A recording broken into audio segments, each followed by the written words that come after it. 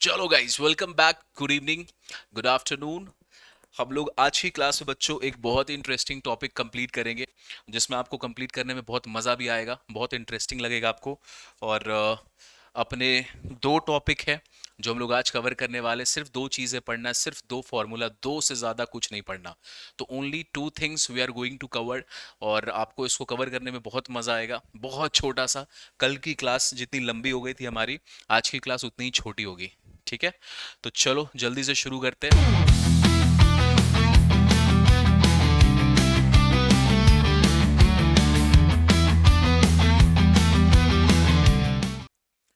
ठीक है, तो बहुत सारा कुछ डिलीट हो गया है। एक्सरसाइज 13.1 पूरा गायब है। 13.2 में जो पढ़ना है वहां पर सिर्फ हम लोग वो पढ़ेंगे। तो effective rate of return, nominal return, ये सब कुछ आपके लिए टाटा बाय बाय है। जो पढ़ना है आपको बच्चों, वो सिर्फ पढ़ना है व्हाट इज CAGR। तो हमारा जो आज का टारगेट है, सबसे पहला टॉपिक वो है CAGR। CAGR को बच्चों क्या बोलते हैं हम लोग? Compounded annual growth rate. ठीक है, बेसिकली कंपाउंडिंग से जो आप ग्रोथ रेट को कंपेयर करोगे, जितने भी सालों का आप ग्रोथ रेट को कंपेयर करोगे, उसमें कंपाउंडिंग का इफेक्ट आप उसमें ऐड करते हैं। Now what is this? इस पे हमने पूरा डिटेल लेक्चर ऑलरेडी बनाया। You guys have access to that also. तो आप उसको चाहो तो पूरा डिटेल में देखना। हम लोग सीधे आते हैं एग्जाम में। क्या आता है, कैसे क्वेश्चंस आते हैं, सॉल्व कैसे करेंगे, मार्क्स कैसे लाएंगे, सिंपल बात, नो बकवास। तो आओ, सबसे पहले आप लोगों ने ना कंपाउंड इंटरेस्ट, अब यहाँ पे कंपाउंड, सी का मतलब होता है कंपाउंड। तो कंपाउंड इंटरेस्ट का ना एक बच्चों फॉर्मूला होता था, amount is equals to principal into 1 + r⁻n। ये फॉर्मूला, सर ये फॉर्मूला तो देखा हुआ लग रहा है, कहीं पढ़ा है सर हम लोगों ने? जी बच्चों, बिल्कुल पढ़ा आपने। कहाँ पढ़ा आपने? क्लास 11th के कंपाउंड इंटरेस्ट वाले चैप्टर पे। तो सर वो तो हम लोग को याद नहीं है, तो बच्चों कोई बात नहीं, भूल जाओ। इस फॉर्मूला को बस ध्यान से देखो। ये है वो फॉर्मूला जो आपका काम आसान कर देगा आज। अभी देखो यहाँ पे अमाउंट तो बच्चों कैसे होता था कि कंपाउंड इंटरेस्ट का ना एक टाइमलाइन बनाते थे। सपोज 1 2 3 साल इनिशियली आप अमाउंट इन्वेस्ट करते थे P, और वो उसमें हर साल आपको कंपाउंड इंटरेस्ट मिलता था, प्रिंसिपल में ऐड हो जाता था, और फाइनली जाके आपको जो एंड में पैसा मिलता था, जो एंड एंड में जाके पैसा मिलता था, उसको हम लोग बोलते थे A, अमाउंट। यही चीज रहेगा, यही चीज यहाँ भी है, आपको पढ़ना। बस यहाँ पे क्या करोगे ना, ये जो वैल्यू है हमारा P, प्रिंसिपल जिसको आप बोल रहे हो, प्रिंसिपल को तुम बोलोगे प्रेजेंट वैल्यू। प्रिंसिपल को क्या बोलोगे? Present value. प्रिंसिपल तो आज इन्वेस्ट कर रहे हैं ना, तो आज का अमाउंट को क्या बोलेंगे? आज का अमाउंट, प्रेजेंट वैल्यू, आज का वैल्यू। ये जो अमाउंट है जो फ्यूचर में मिलेगा, ये जो ए है जो आपको फ्यूचर में मिलता, उस ए को आप बोलोगे फ्यूचर वैल्यू। बस यही काम अपने को कर देना है, यही बस मेथड आपको लगा देना है। उसके बाद ये फॉर्मूला चुटकियों में आप याद रख सकते हो। ठीक है, कैसे? चलो भाई, जो जो चीज़ वहां पर हमने चेंज किया है वो चीज़ हम यहाँ भी चेंज कर देते हैं। तो अगर आप इसको चेंज करोगे तो ए को लिखोगे फ्यूचर वैल्यू, पी को लिखोगे प्रेजेंट वैल्यू, बाकी सारी चीज़ें एज इट इज़। तो इसको इसको आर नहीं बोलते हैं, इसको आई बोलते हैं, सॉरी। यहाँ पर बच्चों अपन डालेंगे आई, तो यहाँ पे आएगा 1 + i⁻n। चलो जी, अब इसको सॉल्व कर दो इस इक्वेशन को। FB/PV is equals to 1 + i⁻n। अब आप ये बात जानते हो, अब ये बात अपन जानते हैं, अगर यहाँ पे पावर है बच्चों n का, तो वो इधर आएगा तो 1/n पावर दे देगा आपको। स्क्वायर रूट वाले क्वेश्चंस में भी आपने ऐसा बहुत बार देखा है, future value by present value.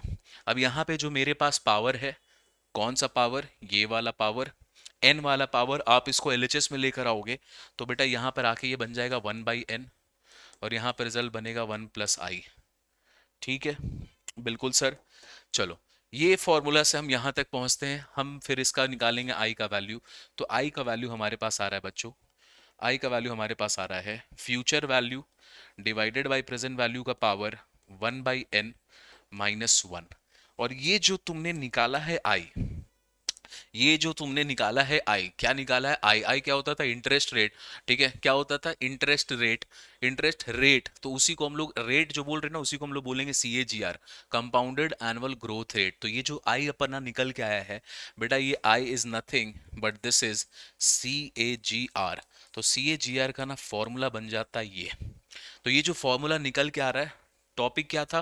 Compounded annual growth rate. Compound word use हुआ था, तो जब कंपाउंड वर्ड यूज हुआ था उसकी वजह से कंपाउंड इंटरेस्ट का फॉर्मूला यूज होता है। ये आपने कहाँ पढ़ा है? कंपाउंड इंटरेस्ट क्लास 11th में। उसका हमने यहाँ पे शेड्यूलिंग बनाया। प्रेजेंट पी को, प्रिंसिपल को हमने प्रेजेंट वैल्यू बोला था, अमाउंट को हमने फ्यूचर में मिलता है तो फ्यूचर वैल्यू बोला, फॉर्मूला में चेंज किया, सी ए जी आर का फॉर्मूला आ गया। बताइए मुझे, बताइए मुझे, क्या ये फॉर्मूला आपको क्लियर है? This is the formula for C A G R. ये आता कैसे वो भी हमने समझ लिया। इन केस तुम एग्जाम में भूल भाल जाओ तो तुम्हें ये तो याद रहेगा ना, सर ये भी भूल गए, तब कुछ नहीं हो सकता भाई। तब इसी को याद रखना, ये हमारे पास फॉर्मूला है। और इससे आसान टॉपिक तुम्हारे पूरे अप्लाइड मैथ्स में नहीं है। सी ए जी आर जितना आसान टॉपिक है ही नहीं। क्यों? क्योंकि अभी क्वेश्चन में ना देखेंगे, क्वेश्चन में पूरा आंसर ही दे देता है, पूरा आंसर दे देता है बच्चों। सीएजीआर बहुत इंटरेस्टिंग, बहुत आसान, बहुत मजेदार चीज है। तो बताओ यहां तक समझ में आया कि नहीं सबको? ओके, तो this is the only concept of CAGR. अब हमारे पास ना बच्चों एक थ्योरी क्वेश्चन आएगा। थ्योरी क्वेश्चन में क्या है कि एवरेज जो नॉर्मल ग्रोथ रेट होता है, जो सिंपल इंटरेस्ट के हिसाब से चलता है, सिंपल इंटरेस्ट के हिसाब से चलता है, उसको बोलते हैं एवरेज एनुअल ग्रोथ रेट। और जो हम लोग अभी टॉपिक पढ़ रहे हैं वो है कंपाउंडेड एनुअल ग्रोथ रेट। बच्चों यही है प्रैक्टिकल वाला चीज, यही है प्रैक्टिकल चीज, इसी को हम लोग रियल लाइफ में यूज करते हैं, ज्यादा इसी का इस्तेमाल होता है बच्चों। ये सिंपल, जो सिंपल इंटरेस्ट वाला एवरेज है ना, उसका यूज नहीं होता। इसके बहुत सारे फायदे हैं। आपको शेयर में इन्वेस्ट करना, सीएजीआर देखो। म्यूचुअल फंड में इन्वेस्ट करना, सीएजीआर देखो। कोई स्टार्टअप में इन्वेस्ट करना, उसका सीएजीआर देखो। हर चीज का सीएजीआर देखो कि भाई जब से वो शुरू हुआ तब से लेके अभी तक उसका ग्रोथ कितना हुआ है, पूरा जर्नी को कंपेयर करते हैं हम लोग इसमें। ठीक है, तो यहाँ पर इसके कुछ मेथड्स हैं, यूजफुलनेस है, आप ये थ्योरी है, कुछ भी एक्सपेक्ट करो कि एक दो नंबर थ्योरी भी आ गया गलती से भी, असर्शन रीजनिंग में इसके पॉइंट आ जाएंगे तो कुछ भी आ सकता है। तो एआर के हिसाब से भी अभी इसको तैयार करो। हम लोग जब एमसीक्यू करेंगे, हम लोग जब असर्शन रीजनिंग करेंगे, तो देखना आपको ये सारे पॉइंट्स इस्तेमाल होंगे वहां पे। तो अगर हमें एमसीक्यू को परफेक्ट करना है, हमें केस स्टडी परफेक्ट करना है, हमें असर्शन रीजनिंग परफेक्ट करना, बच्चों ये बेसिक्स परफेक्ट करना पड़ेगा। तो आप इसको गो थ्रू कीजिएगा, इसका पीडीएफ आएगा आपके पास, हालांकि आपकी किताब में भी दिया हुआ है, टेंशन मत लो। ठीक है सर, ये तो हम लोग कर लेंगे, ये हम लोग संभाल लेंगे। आते हैं सर हम लोग क्वेश्चन पे। देखिए क्वेश्चन बोल रहा है, मिसेस वंदना इन्वेस्टमेंट इन्वेस्टेड 35,000 रुपया इन शेयर्स ऑफ अ कंपनी। तो मिसेस वंदना जी ने इन्वेस्ट किया है 35,000। अच्छा, आगे बोल रहे हैं एंड री इन्वेस्टेड। बच्चों री इन्वेस्टेड का कॉन्सेप्ट, री इन्वेस्टेड का कॉन्सेप्ट का मतलब ही होता है कंपाउंडिंग। ठीक है, कंपाउंडिंग कैसे वर्क करता है? जो इंटरेस्ट मिला वो तुमने निकाला नहीं, वो वापस ऐड हो जाता है प्रिंसिपल में, उसी को तो कंपाउंडिंग बोलते हैं। तो यहाँ पे ये जो री इन्वेस्टेड लिखा है, कंफ्यूज करने के लिए लिखा है, इसका मतलब क्या है? कंपाउंडिंग हो रहा है भाई, सी ए जी आर निकालना है। अच्छा, बोल रहा है reinvested the earning every year in buying the number of shares of the company. ठीक, छोड़ो ये सब कहानी से। बोल रहा है at the end of 5 year. ओहो, नंबर ऑफ ईयर कितना पास हो गया? 5 साल। चलो, at the end of 5 years the value of the shares increase to 56,000। जब इसकी क्वेश्चंस आती है सीएजीआर का, बहुत कहानी होता है उसमें, उस कहानी पर फोकस नहीं करने का, आपको बस देखना है इनिशियल पैसा कितना लगा था, फाइनल वैल्यू कितना हो गया है, इस दोनों पे फोकस करो। कहानी आपको ऐसी कंफ्यूज करने के लिए दिया जाता है। ओके, आपसे पूछ रहा है find the compounded annual growth rate of our investment. तो चलो प्रेजेंट वैल्यू पे आते हैं। Initial value, present value, initial value 35,000 रुपया था। Future value, final value, future value या फिर फाइनल वैल्यू वो हो गया 56,000। अपने को चाहिए सी ए जी आर, तो लगा दो बच्चों आई का फॉर्मूला। वी नो दैट, पहला बार है तो मैं पूरा प्रेजेंटेशन आपको यूज करके दिखा रहा हूं, अगली बार से आप खुद डालिएगा। गिवन, जो क्वेश्चन करेंगे एग्जाम सेंट्रिक है, एग्जाम में ऐसे ही क्वेश्चंस आते हैं। आइए जी आगे देखते हैं। I is equals to, I मत लिखो इसको, सी ए जी आर लिखना डायरेक्ट। C A G R is equals to F V by P V power 1/n-1। चलो, यहां पर अपने को वैल्यू दिया हुआ है 56,000 डिवाइडेड बाई 35,000। अभी एक चीज यहाँ पे नहीं दिया जो देना चाहिए था, बट क्वेश्चन में नहीं दिया है, मैंने भी नहीं दिया आपको, लोड मत लो, हम लोग फिगर आउट कर लेंगे। चलिए जी, 3 0 यहाँ से गया, 3 0 यहाँ से गया, 7 5 ज़ा 35, 7 8 ज़ा 56। ठीक है, तो यहाँ पे आ गया ये 1.6 का पावर 1/5 -1। अभी इंटरेस्टिंग बात क्या है, अभी इंटरेस्टिंग बात क्या है बच्चों, अपने को क्वेश्चन में जो गिवन पार्ट दिया रहेगा ना, अभी इस क्वेश्चन में हट गया था गलती से वो पैनल पे लाने के टाइम पे 1.6 का पावर 1/5 बेटा, ये आपको क्वेश्चन में दिया हुआ रहेगा। बात समझ रहे हो? अपने को 1.6 का पावर 1/5 ये अपने को बच्चों क्वेश्चन में दिया हुआ रहेगा। ठीक है, यहाँ पे गलती से मैंने नहीं लिया है, बट इसका वैल्यू अपने को दिया हुआ रहेगा। अभी जैसे ये दिया हुआ रहेगा, आपको क्या करना है, आपको क्या करना है, बस इसका वैल्यू को यहाँ पे पुट करना है, जो भी वैल्यू आएगा उसमें से माइनस कर देना है 1। तो मैं आपको बता देता हूँ, रुको मैंने लिखा है कहीं पे। चलो जी, इसका वैल्यू है हमारे पास, इसका वैल्यू है बच्चों 1.098। ठीक है, तो चलो मैं यहाँ पे लिख दे रहा हूँ, ये आपको क्वेश्चन में दिया रहेगा, लोड मत लीजिए। 1.098, तो 1.098 में से माइनस कर दोगे 1, तो हमारे पास वैल्यू क्या बनेगा, 0.098, विच इज इक्वल्स टू, अब इसको कन्वर्ट करना है आपको परसेंट में। तो परसेंट में कन्वर्ट करने के लिए अपन क्या करते हैं, अपने को पता है 100 मल्टीप्लाई 100 डिवाइड, 100 मल्टीप्लाई 100 डिवाइड, तो यहाँ पर अपने को वैल्यू क्या देगा, 9.8/100, विच इज नोन एज 9.8%। ये है क्वेश्चन का सॉल्यूशन। अब देखो इंटरेस्टिंग बात सीएजीआर में क्या है, ये तो तुम कोटा पूरा कर रहे हो, यहाँ पे जो दिखा रहे हो ना, ये दिखाने का भाई, ये हाथी का दांत है। अभी देखो इंटरेस्टिंग बात क्या है, अपने को जब सीएजीआर का क्वेश्चन आता है ना बच्चों, तो जो आंसर होता है ना वही गिवन हो जाता है। क्या बोल रहे हैं सर, ये जो फिगर यहाँ पे दिया रहेगा, ये जो वैल्यू यहाँ पे दिया रहता है ना बच्चों, यही है तेरा आंसर। ये जो भी दिया हुआ है इसमें से कर दो -1, तो बचेगा हमारे पास क्या, 0.098, और इसका वैल्यू क्या होता है 9.8% जो आपने अभी निकाला है। तो इस केस में, सीएजीआर के केस में आपको आंसर ही दे देता है क्वेश्चन में, बस लेकिन तुमको दिखाना पड़ता है ये सब करके कि हाँ हाँ हाँ हम लोग थोड़ा मेहनत कर सकते हैं, ये आपको दिखाने का है। बोलिए इंटरेस्टिंग है कि नहीं? चलो तो अब इस पे ज्यादा टाइम हम लोग वेस्ट नहीं करेंगे, आइए जल्दी जल्दी। अभी मैं आपको दिखाता हूँ एक क्वेश्चन बेटा, इस टाइप का आता है, बहुत कहानी लिखा हुआ होता है इसमें। इसको देखो फटाक से शॉर्टकट में देखते हैं। भंडारी जी ने इन्वेस्ट किया था 10,000 रुपए इन अ पोर्टफोलियो, जिसका रिटर्न आपको दिया हुआ है। अभी तक तेरे को ना पूरा कहानी बताएगा, हम लोग को क्या चीज से लेना देना है, इनिशियल वैल्यू क्या है, क्लोजिंग वैल्यू क्या है।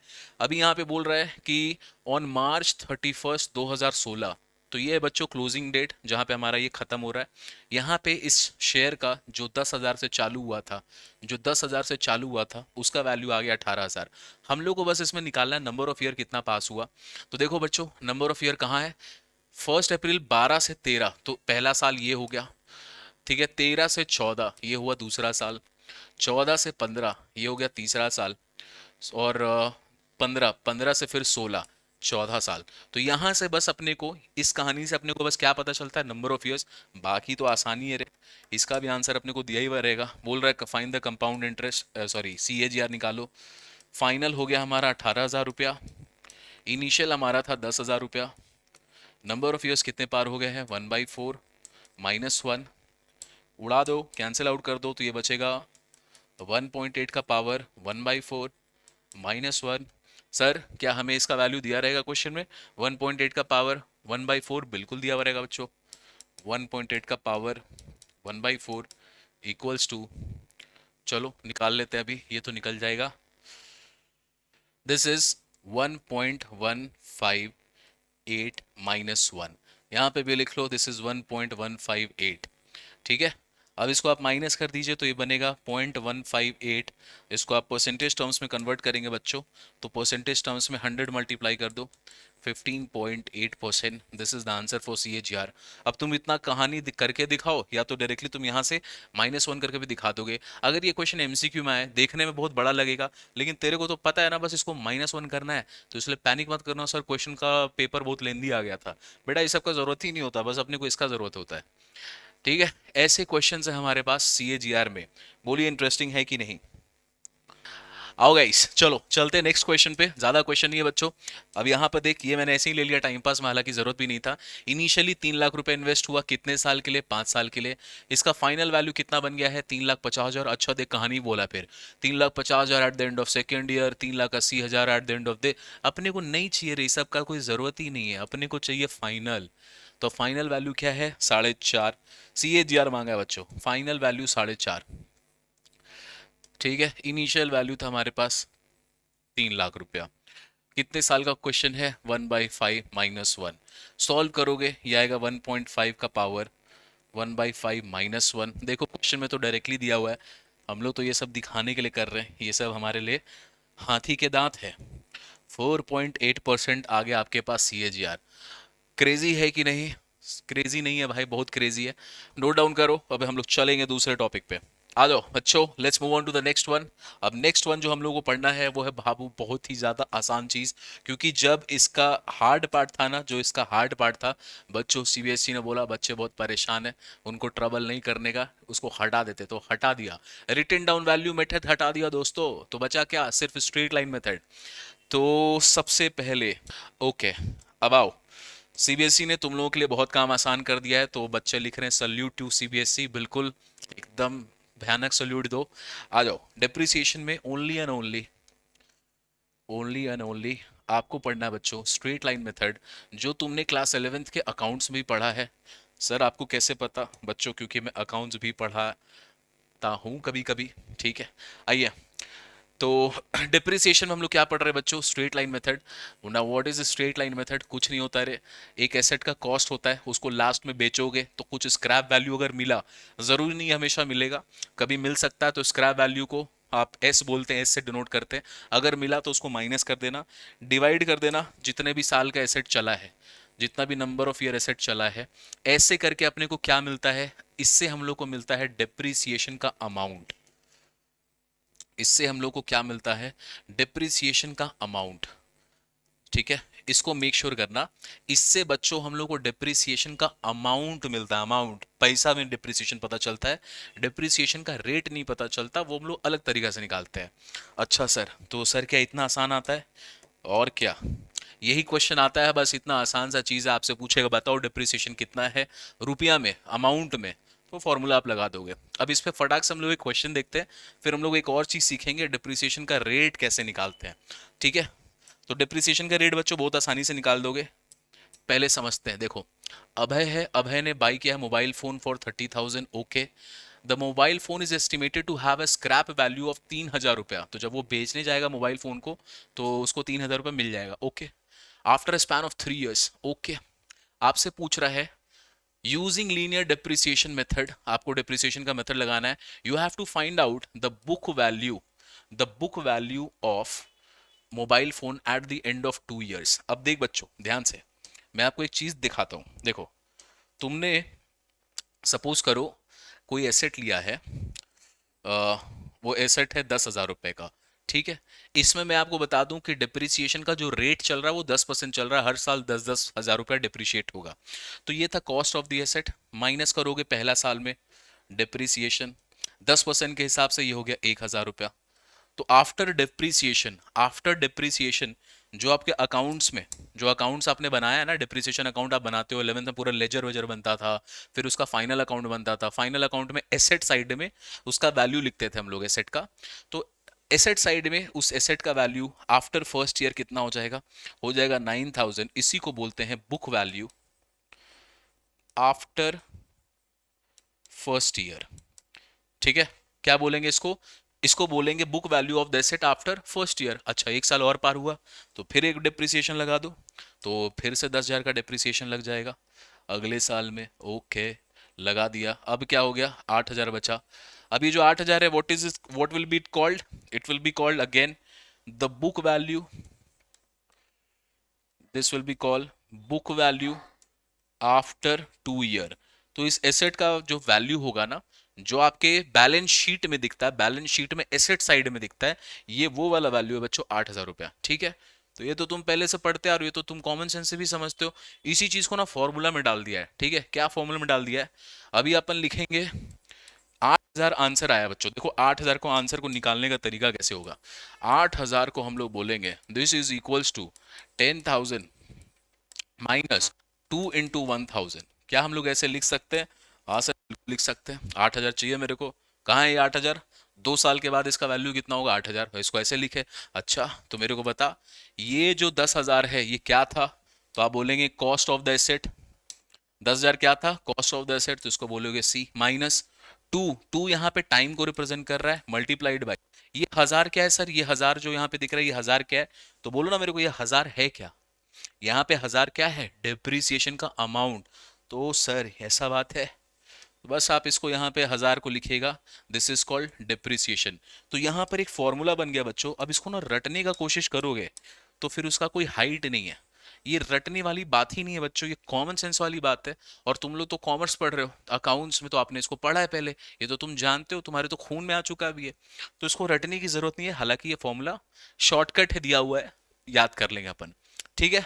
अच्छा सर ऐसा फॉर्मूला आता है, बिल्कुल ऐसा फॉर्मूला आता है, इसी को यूज करो फॉर्मूला को, चाहते तो पूरा डिटेल में भी दिखा सकते थे हम लोग तो अकाउंट्स भी जानते हैं। अच्छा, तो मैथ्स के साथ साथ अकाउंट्स भी जो बच्चा जानता है और जो बच्चा इकोनॉमिक्स भी जानता है वो तो कमाल ही करेगा। चलो आगे देखते हैं। तो बोल रहा है बुक वैल्यू, डायरेक्ट लिखो बुक वैल्यू आफ्टर 2 years या फिर eight the end of 2 years, तो लिखेंगे C minus T into D. ऐसे ही टाइम पास में ये फॉर्मूला बनाए रहे, हम लोगों ने लॉजिक से देखा है। बताओ एसेट का वैल्यू कितना है, 30,000 रुपया, माइनस कितना साल पार हो गया, 2, मल्टीप्लाइड बाई डी। अरे सर डी तो हम लोग को दिया ही नहीं है क्वेश्चन में, तो पहले तो डी निकालना पड़ेगा ना। हाँ सर बात तो सही बोल रहे हैं, चलो तो पहले डी निकालते हैं। तो सर डी कैसे निकलेगा, लो रे, डी का तो फॉर्मूला हम लोगों ने पढ़ा है, depreciation is equals to C minus N S by N. बताओ कितना दाम था, 30,000 रुपया, स्क्रैप वैल्यू कितना था, 3,000 रुपया, divided by number of years कितने थे, टोटल नंबर ऑफ ईयर्स, ये ध्यान देना यहाँ पे एन का मतलब होता है टोटल नंबर ऑफ ईयर। तो फोन कितना टाइम तक टोटल चलाने वाला था वो इंसान, 3 साल तक, तो बेटा यहाँ पे 3 से डिवाइड करना। अच्छा, तो यहाँ पे आपने 3 से डिवाइड किया, तो 27,000/3000 यह हो गया 9,000। तो हर साल डिप्रिसिएशन कितना चार्ज करना अपने को बुक्स में, हर साल हमें 9,000 रुपये चार्ज करना है, ठीक है। चलो यहाँ पे पुट कर देते हैं, यहाँ पर आपने 9,000 पुट कर दिया, 9 2 18,000, तो आंसर हमारे पास आ गया 12,000। सर क्या ये फॉर्मूला रटना पड़ेगा, नहीं रे, कॉमन सेंस है, कॉमन सेंस है विच इज नॉट कॉमन। तो आपको इस क्वेश्चन को आपने सॉल्व कर लिया। डिप्रिसिएशन में एक ये भी फॉर्मूला जो हमने लगाना सीखा था ये भी लगा लिया तुमने, साथ ही साथ तुमने ये भी सीख लिया बुक वैल्यू कैसे निकालते हैं, दोनों चीज एक ही चीज में कंप्लीट। सर ऐसा आसान आएगा तब तो हम लोग एकदम out of the field marks मारेंगे हम लोग, 6 रन सीधे। सब बोर्ड्स का क्वेश्चन है बाबू, बोर्ड्स बहुत टफ नहीं होता है, अच्छे से पढ़ोगे मार्क्स आएगा, यही भरोसा मुझे आपको दिला देना है। By the end of January तुम लोग एकदम बॉम्ब बन के निकलो, सर मार्क्स पे हानक लाएंगे। अभी अपने को ना जब क्वेश्चन में एक नया चीज पूछेगा डिप्रिसिएशन का रेट, ठीक है, तो डिप्रिसिएशन का रेट निकालने का ना तरीका बहुत सिंपल होता है। वो तरीका क्या होता है, वो तरीका मैं आपको बताऊंगा अभी, लेकिन उसके पहले आइए देखिए, यहाँ पे बोल रहा है क्वेश्चन नंबर 7 में, इंपॉर्टेंट क्वेश्चन, एसेट का वैल्यू है 4,50,000 with an estimated useful life है 5 साल, ओके।